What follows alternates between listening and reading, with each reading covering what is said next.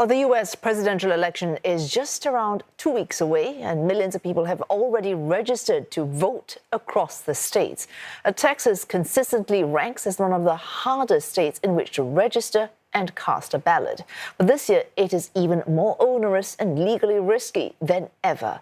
Texas, along with at least 29 other states, has enacted stricter voting laws, some of which are already having an impact on minority groups. Toni Waterman tells us more. So what are we looking at right here? These are voter registration cards that have been mailed to my house. When Lena Prado received these voter registration forms in the mail, it raised a few red flags. Not only has she been registered to vote since 2010, she hadn't moved, and she's running for a commissioner seat in San Antonio. A major clue, she's already on the voting block. Had you ever received a voter registration application before this year? No, I have not. So something's changed. Something's changed.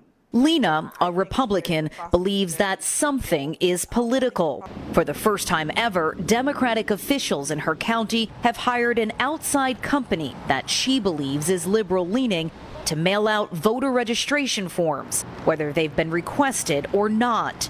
This is in addition to forms already being mailed out by local Republican and Democrat organizations. I feel like it's going to drive a lot of confusion. They're probably going to say, oh, well, if I received it, it's because I have to take an action. And is this going to make the system make a backlog, which we already have in our area? We have a backlog of over 4,000 registrations that have not been vetted yet. That backlog, Lena worries, could overwhelm the vetting process, letting irregularities slip through the cracks and cause delays on Election Day if someone isn't registered correctly.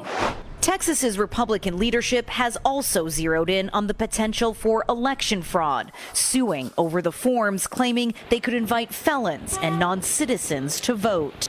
Research repeatedly shows that election fraud is exceedingly rare in the United States, just a tiny fraction of 1%, far too small to move any election in one direction or the other.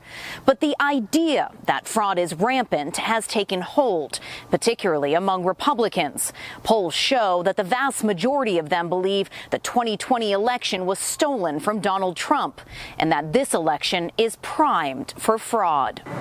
That fear persists despite a slew of new voting laws meant to safeguard American elections. According to the Brennan Center for Justice, at least 30 states have passed new restrictions since the 2020 elections, many of them limiting mail-in and absentee voting.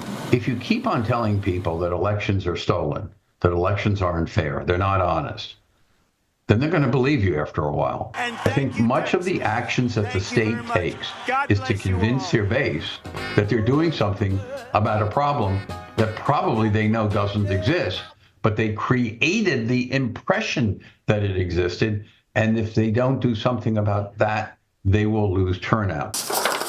Here in Texas, new ID requirements for mail-in voting led to more than 24,000 ballots being thrown out during the 2022 midterm primaries. And according to the Brennan Center, the applications and ballots of Latino, Asian, and Black voters were rejected at higher rates than white voters. The state has also banned drive-through and 24-hour voting, options Democrats say are popular with Black voters, whose work shifts or family responsibilities may make it tougher to vote during traditional polling hour. And those convicted of voting illegally now face up to 20 years in prison. Critics say that could have a chilling effect on voter outreach and education efforts, and disproportionately affect people of color and other minority groups.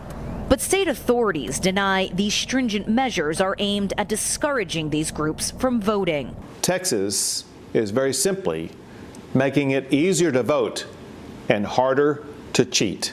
But while new laws may make voting more difficult for some, dozens of states have made it more accessible, expanding in-person early voting, simplifying verification requirements, and making it easier to register to vote. From the perspective of voters, I don't think they're going to see a lot of impact from the kind of intense partisan infighting that has been happening. I think actually for all of the talk, almost every voter is going to find a safe and convenient experience.